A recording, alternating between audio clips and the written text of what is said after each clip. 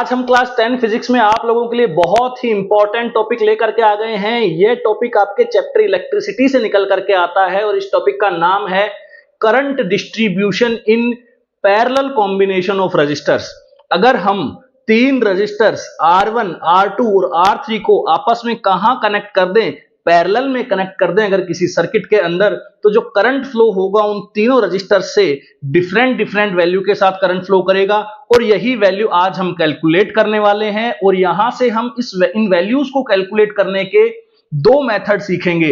एक मेथड बहुत आसान है और दूसरा मेथड भी बहुत आसान है, लेकिन आप लोग डिसाइड कर ले कि आपको कौन सा मेथड ज्यादा अच्छा लगता है। तो मैं आप लोगों को दोनों ही मेथड सिखाने वाला हूं। बहुत ही इजी है दोनों ही मेथड और मैं कहूंगा कि ये टॉपिक बहुत ही आसान है और इस टॉपिक से हर साल सीबीएसई, आरबीएसई और बहुत सारे स्टेट बोर्ड, आईबी, आईसीएसई, मैं क्या नाम लूं आप लोगों को, हर साल यहां से क्वेश्चन पूछा जाता है। तो आज इस वीडियो लेक्चर को देखने के बाद कभी भी आपका करंट डिस्ट्रीब्यूशन तो कभी गलत नहीं होने वाला है, अगर आप दोनों मेथड ध्यान से सीख लें।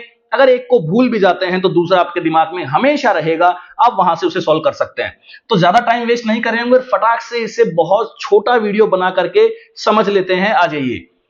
तो current distribution in parallel combination of resistors है। रजिस्टर्स के पैरेलल कॉम्बिनेशन में हमें करंट डिस्ट्रीब्यूशन कैलकुलेट करना है। कैसे सीखना है आइए देखते हैं। हमने R1, R2, R3 को कनेक्ट कर दिया है पैरेलल के अंदर, तो 1/R इक्विवेलेंट हम सबको पता है 1/R1 + 1/R2 + 1/R3 होता है। ठीक है, तो मान लेते हैं R1, R2, R3 कनेक्ट किए गए हैं। ये हमने पोटेंशियल डिफरेंस V लगाया है और अमीटर A लगा दिया, के स्विच लगा दिया है। ठीक है, मान लेते हैं कि इस बैटरी से I करंट निकली।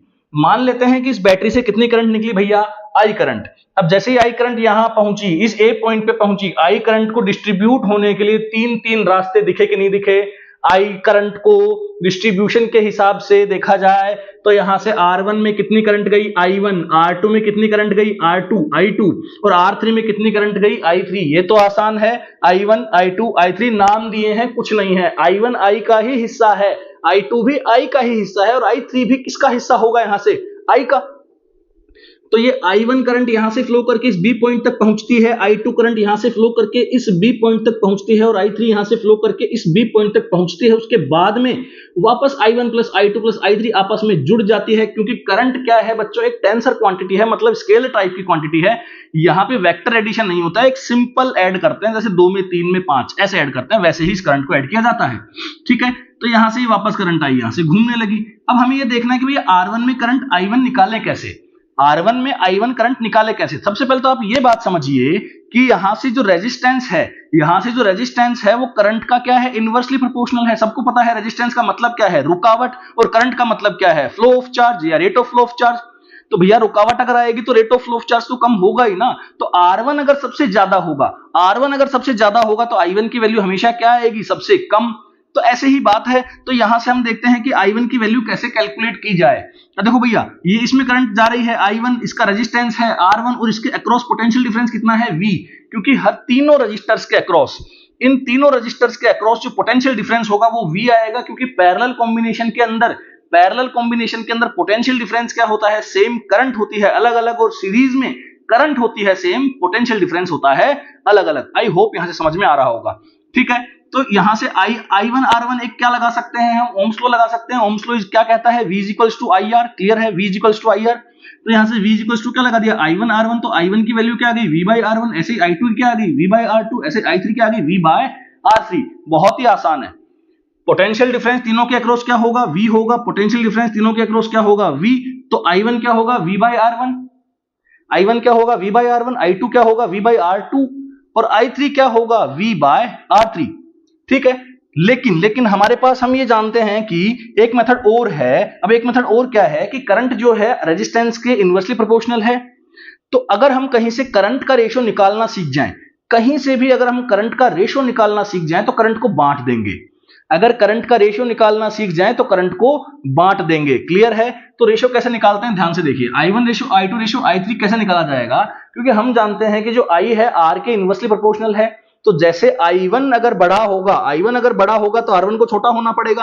तो I1 ratio I2 ratio I3 सीधा R1 R2 R3 से नहीं निकाला जाएगा, और 1/R1 1/R2 1/R3 से निकाला जाएगा। तो I1 ratio I2 ratio I3 निकालेंगे। सबसे पहले हमारे पास एक क्वेश्चन है, उसे सोल्व करते हैं। ठीक है, थोड़ा मैंने सॉल्व कर दिया है ताकि आप लोगों को मैं समझा सकूं, और यहां से आसान है, आप लोग भी कर सकते हैं, इसलिए थोड़ा टाइम हमारा बच जाएगा।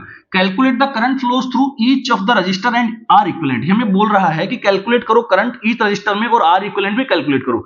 तो सबसे पहले आर इक्विवेलेंट ही कैलकुलेट करना होगा, क्योंकि यहाँ पे फॉर्मूले में देखिए I1 क्या है, V बाय R1। ठीक है, अब I1 जो है वो किसका हिस्सा है, I का हिस्सा है। I1 क्या है, किसका हिस्सा है, I का हिस्सा है। तो यहां से क्या I1 निकाला जा सकता है, बिल्कुल I1 निकाला जा सकता है, निकाला जा सकता है। तो I1 कैसे निकालेंगे, I1 निकालेंगे भैया, कैसे निकालेंगे, V बाई R1। कैसे निकालेंगे भैया, V बाई R1। V कितना है 6, R1 कितना है 20। क्लियर है, कितना हो जाएगा ये 3 बाय 10, क्या आ जाएगा 0.3 एम्पियर। क्या आ जाएगा भैया यहाँ से 0.3 एम्पियर। क्लियर है। ऐसे ही I2 निकालेंगे, कैसे निकालेंगे, V बाई R2। V कितना है 6, R2 कितना है 10, तो कितना आ गया 0.6 एम्पियर।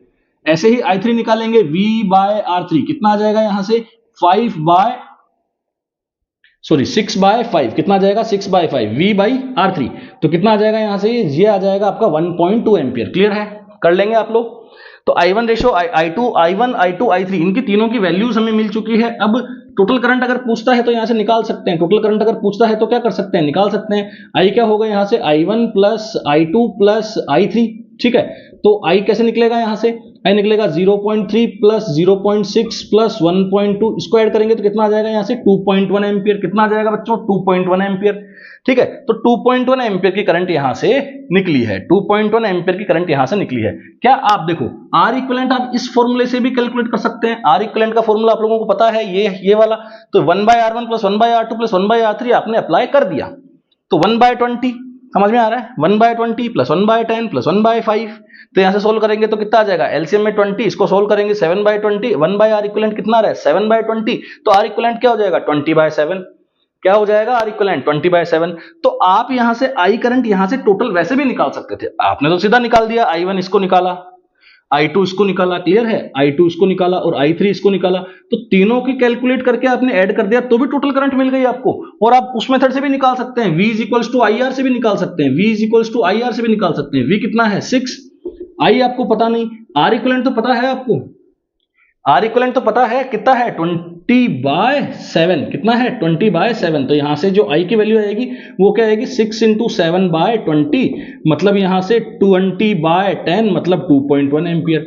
क्या आप लोगों को बात समझ में आ रही है, आपके पास वही घूम फिर के बात आ गई है, V equals to IR, V equals to IR। बहुत ही आसान, बहुत ही आसान, इजी है, बिल्कुल इजी है।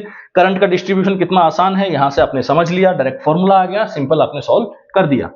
लेकिन मैं जो अब आप लोगों को एक मेथड बताने जा रहा हूं वो बहुत ही आसान है। इसके अंदर आपने आर इक्विवेलेंट भी निकाल दिया है, सब कुछ इसने आपने कैलकुलेट कर लिया है। ठीक है, लेकिन अब जैसे मान लो आपके पास टोटल करंट तो है लेकिन डिस्ट्रीब्यूशन नहीं आ रहा है। मान लो भूल गए आप डिस्ट्रीब्यूशन, टोटल करंट निकाल के बैठ गए। टोटल करंट कैसे निकाली, V equals to I into R equivalent. V कितना था 6, बच्चों ने आर इक्विवेलेंट कैलकुलेट कर रखा था, तो I यहां से आर इक्विवेलेंट कितना ये, तो ये 2.1 एम्पियर की करंट यहां से आई आ गई। ठीक, जो टोटल करंट आप लोगों के पास आई वो 2.1 एम्पियर की आई। लेकिन अभी आपको डिस्ट्रीब्यूशन नहीं आ रहा है, मान लेते हैं डिस्ट्रीब्यूशन नहीं आ रहा है, तो डिस्ट्रीब्यूशन का करने का एक मेथड और है। डिस्ट्रीब्यूशन करने का एक मेथड और है। डिस्ट्रीब्यूशन करने से पहले अगर आप I1 ratio I2 ratio I3 निकालने में सक्षम हैं, अगर I1 ratio I2 ratio I3 निकालने में सक्षम हैं तो आराम से आप कैलकुलेट कर सकते हैं। तो सबसे पहले एक छोटा सा टॉपिक देखिए, उसके बाद समझाता हूं कि कैसे आसानी से कैलकुलेट किया जाएगा। देखो, जब अब आप लोग 7th 8th में थे तब आप लोगों को ये बताया गया था कि 100 रुपए को A और B में बांट दीजिए, 100 रुपए को A और B में बांट दीजिए। मान लो 1:3 में बंटवारा है, ठीक है, 100 रुपए को 1:3 में डिस्ट्रीब्यूट करवा रहा है A और B के बीच में। तो A का जो हिस्सा आएगा, A का जो बच्चों हिस्सा आएगा वो क्या आएगा, A का पार्ट क्या आएगा, A पार्ट, A का जो हिस्सा आएगा वो A का रेशियो ऊपर लेना है, A का रेशियो ऊपर लेना है, टोटल रेशियो नीचे लेना है, टोटल रेशियो नीचे लेना है इनटू टोटल मनी। समझ में आ रही है बात। अगर आपसे 100 रुपए को 1:3 में A और B में बंटवा रहा है तो A का हिस्सा कैसे निकालोगे, A का रेशियो ऊपर लेना, टोटल रेशियो को नीचे लेना और इनटू कर देना टोटल मनी से, जो चीज बंटवा रहे हैं उससे मनी से। तो 25 रुपीज आ जाएंगे। तो A का हिस्सा कितना आ जाएगा 25, ऑटोमेटिकली B का हिस्सा कितना आ गया, B का वही करेंगे 3/4 × 100, तो कितना आ जाएगा यहां से 75 रुपीज। क्लियर है, कर लोगे आप लोग, समझ में आ रही है बात। तो अगर I1 I2 I3 मिल जाए, I1 I2 I3 अगर मिल जाए आप लोगों को तो I1 कैलकुलेट किया जा सकता है, I1 कैलकुलेट किया जा सकता है। कैसे करोगे I1, तो आप क्या करोगे, I1 का रेशियो ऊपर करोगे, I1 का रेशियो क्या करोगे ऊपर करोगे, टोटल रेशियो का क्या करोगे नीचे करोगे टोटल रेशियो, और इनटू क्या कर दोगे यहां से, इनटू क्या कर दोगे टोटल करंट। समझ में आ रही है बात? यहाँ पे क्या बांट रहे थे? पैसे बांट रहे थे। यहाँ क्या क्या बांट रहे हो? करंट बांट रहे हो। टोटल करंट यहाँ आ जाएगा। क्लियर है? तो I1 ratio I2 ratio I3 निकालना है। अब मैंने बताया आप लोगों को थोड़ी देर पहले कि I1 ratio I2 ratio I3 क्या होगा? क्या होगा? 1/R1 क्या होगा? 1/R1 क्या होगा? 1/R2 क्या होगा? 1/R3। तो भैया R1 R2 R3 की वैल्यू तो है आपके पास, तो यहाँ से क्या जाएगा? 1/20, यहाँ से क्या जाएगा? 1/10, यहाँ से क्या जाएगा? 1/5। इस रेशियो को थोड़ा ठीक कर लेते हैं। इस रेशियो को ठीक करने के लिए 20 का इंटू कर दो। 20 मतलब क्या है? 20 मतलब क्या है बच्चों? 20 इसका एलसीएम है। देखो 20, 10, 5 का एलसीएम क्या होता है? 20। तो 20 से दोनों चारों तरफ मल्टीप्लाई कर दो, तीनों तरफ कोई फर्क नहीं पड़ने वाला। तो ये कितना जाएगा? 1:2:4। कितना जाएगा? 1:2:4। अगर आपके पास I1 ratio I2 ratio I3 आ चुका है 1:2:4, तो I1 की वैल्यू निकालते हैं। तो क्या हो जाएगा? I1 का रेशियो ऊपर, I1 का रेशियो कितना है? 1। टोटल रेशियो कितना है? 7। Total ratio 7। टोटल करंट कितनी है? 2.1। समझ में आ रही है बात? नहीं आ रही? क्लियर है? क्लियर है? 0.3 एम्पियर। समझ में आ गई? I1 अभी कैलकुलेट कितना किया था? 0.3 तो किया था, फिर 0.6 किया था, फिर 1.2 किया था। अभी इतनी शॉर्ट टर्म मेमोरी तो होगी नहीं आपकी, अभी थोड़ी देर पहले देखा आपने। ठीक, तो I2 कैसे निकालोगे भैया? I2 का रेशियो ऊपर लेंगे, फिर नीचे क्या लोगे? नीचे 7 पूरा, यहां से ये जो टोटल करंट, टोटल जो रेशियो है वो लेंगे। टोटल रेशियो कैसे निकालेंगे? 1 + 3 4। तो ऐसे कैसे निकालेंगे? 1 2 4 7 इंटू टोटल करंट। भैया 2.1 और 7 तो फिक्स हो गए, आने ही है, बस 1 की जगह 2, 2 की जगह 4। तो इसको सोल्व करेंगे तो कितना आ जाएगा भैया? 0.6 एम्पियर। और यहां से जो I3 की वैल्यू होगी वो होगी आपके 4/7 इंटू 2.1। इसको सोल्व करेंगे तो कितना आ जाएगा? 1.2 एम्पियर। अब वापस करंट को जोड़ेंगे तो 2.1 एम्पियर। एक ही बात है, कैसे भी घुमा करके आप सवाल को कर सकते हैं।